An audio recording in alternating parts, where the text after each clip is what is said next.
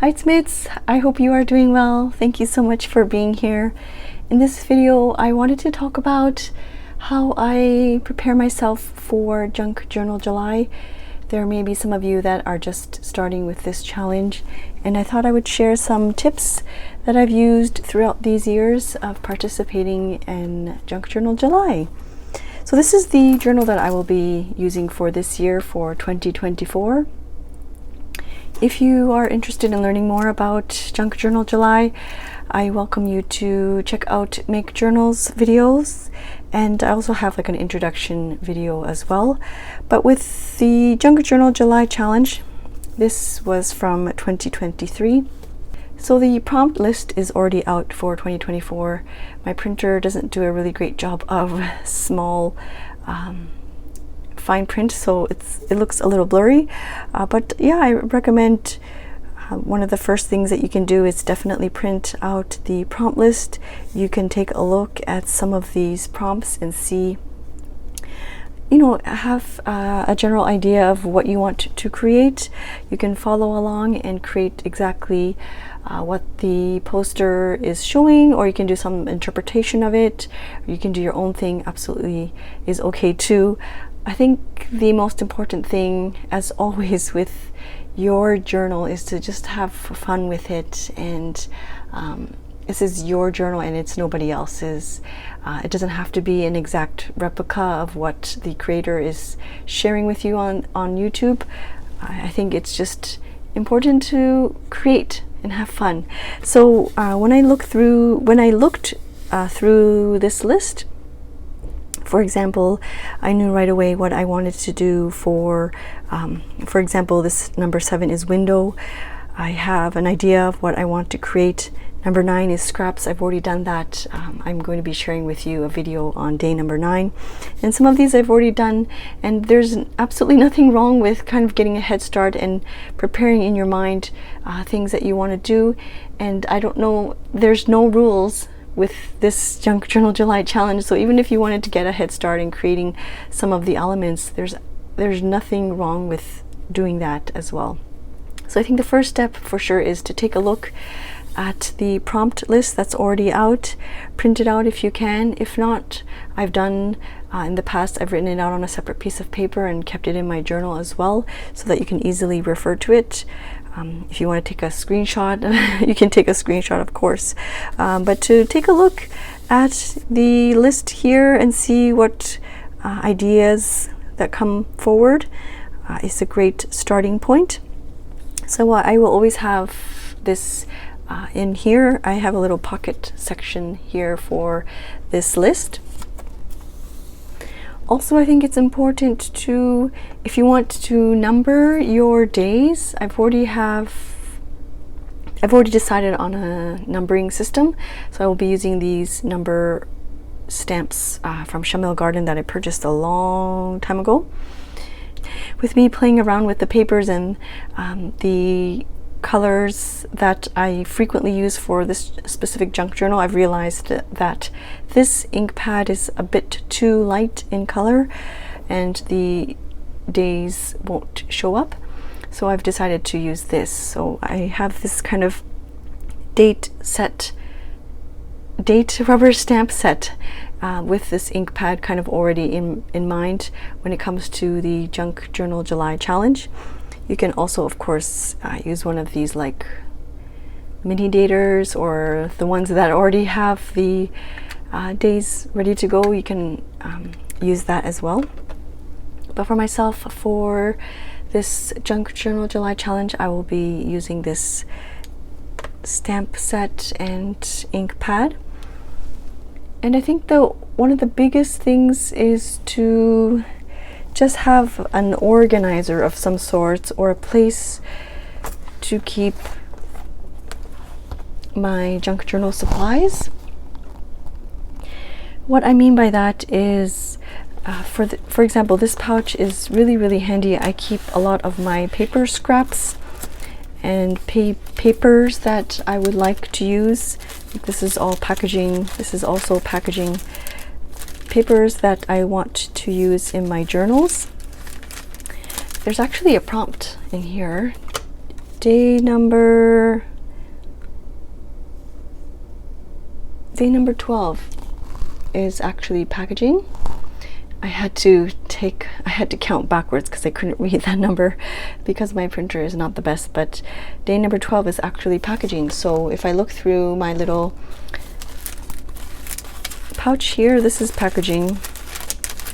This one is also packaging, so that's one easy, this is also packaging.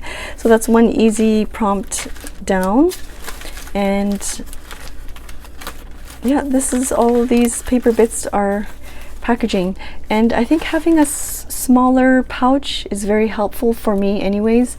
Sometimes when I look through my big binder or big organizer that I have, I find that there's too many options that I feel overwhelmed, and I take up too much time trying to find the perfect piece.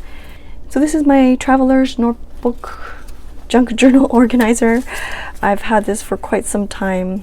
I also have a video about it as well, but I have a lot of my vintage papers and small little paper bits that are in here that I like to use in this junk journal, as well as other junk journals as well. But sometimes it's just, there's so much availability here that I feel like I have to find the perfect piece, and I don't know which one I should choose.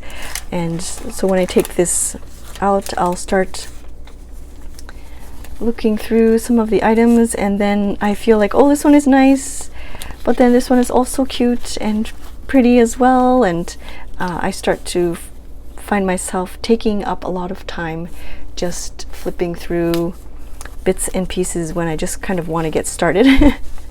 So I think having a smaller organized, like if you're just starting off and you're not sure with organizing, I think having a smaller organizer would be more beneficial. This is also one that I have. This is more for my other journal here that I use,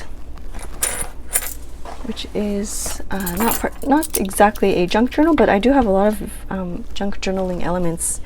I have a lot of packaging in here as well, and yeah, a lot of items from my daily life is in here. But this is also a smaller organizer that I keep, that I use. But these are more like colorful papers and items that I like to use for my backgrounds in this journal. If you subscribe to certain creators, they also provide days of the week and things like that, which you can kind of prepare in advance so that you have your days already ready to go, and you don't have, if you're not fond of like the stamping of the days. This particular one is from Courtney Diaz, Little Raven Ink, and she has a lot of beautiful printables. There's a lot from her in here as well that I like to pull from for my weekly journal that I have here. But you can also apply the same concept for your junk journal.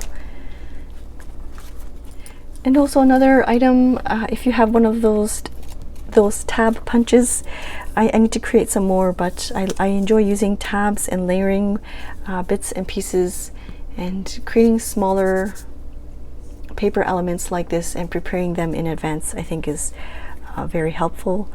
And like I said, the most important thing for me anyways is to just have fun and to give yourself time to create. If you're kind of stuck and not sure what to journal about, I'll try my best to post some journaling prompts as well. There's going to be a whole bunch of videos available. There's a playlist that's available for Junk Journal July, and I'm sure there's a lot of videos that are also on YouTube that you can check from previous years. But yeah, I encourage you to take a look at some previous junk journaling videos. I'm sure the resource available online is very, very big. One thing I just wanted to mention, or I forgot to mention, is that this collection of papers are from lovely friends worldwide, and it took me many years to put this together. if you're just starting with junk journaling and you want more like vintage type of papers, there's also a lot of free downloadable and free printable papers as well, and I started off with that long time ago, so that resource is also available. I think there's a whole bunch on Pinterest as well, so if you're not really able to find these types of like vintage papers, Etsy or those online websites are a really great way to start off with journaling if you wanted to do like more of the vintage vibe. And it doesn't have to be like this old style vintage junk journal. It could definitely be something like this where it's more colorful and vibrant, and like I said, this is your journal, and one of the important things is for you to create and have fun with it. So I hope those tips helped a little bit. If you have any extra tips, please leave them in the comments. Let's all help each other out and share. I love this community because we share ideas and we encourage each other, and I'm very appreciative of that. So if you have any other ideas that you want to pop in the comments, please feel free to do so. I hope you join us with the Junk Journal July Challenge. Like I said, I'll definitely be here for day 9 as my prompt for scraps, and I'll be here and there throughout the month for Junk Journal July as well. Thank you so much for watching, and I'll see you soon. Bye-bye.